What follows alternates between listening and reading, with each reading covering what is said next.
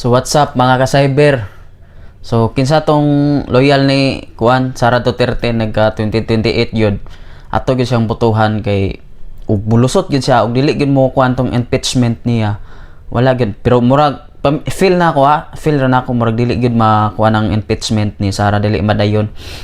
So mangita gyud na sila pamaagi gyud nga kuan mo na giingon ni Tatay Digong sa una nga kana si Bongbong Marcos di gyud na mapareha gyud na siyang amahan nga dili gyud na siya mo tawagan na kanang mo naog sa serbisyo, no? Kay og manaog na siya wala gyud na siya gyud, no? Wala na siya kanang madlock na siya nya ganahan siya ay protesta unsa pa na diha unsay kuan na kanang kuan na siya og mosugo na siya ganang mga kuan nga mo na inana dili pa kanaugon.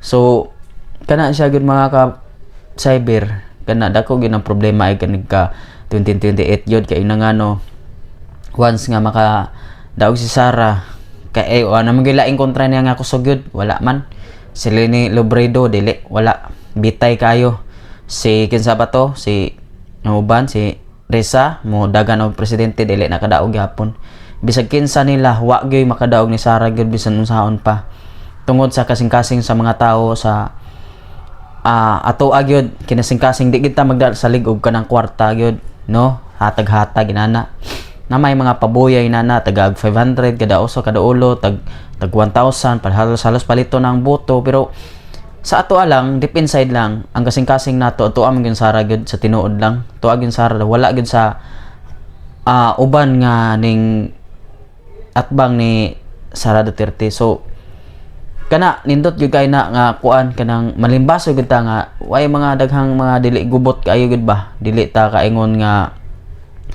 murag silbi bitaw nga di gyud manaog si Bongbong Marcos gyud bisan unsaon. So kita padayon ta unya atong suportahan si Sara Duterte sa mga kanang mga Duterte gyud sa amahan sa anak ug dito sa mga igsuon ni Sara. So kana og di ma-impeach man gani si Sara gani napa may mga igsuon gyud adto gyud ta ti gyud ta palaban na ng mga kurakot kay grabe ka kurakot gyud sa mga gobyerno karon.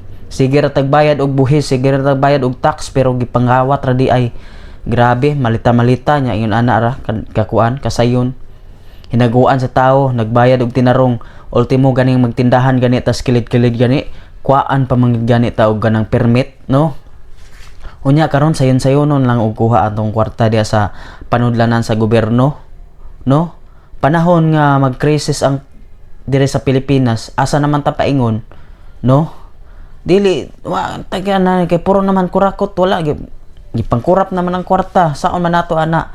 Munay nakalisod sa tao, munay nakasilisod sa kanang mutungtong na gani og gobyerno gani. Wala na.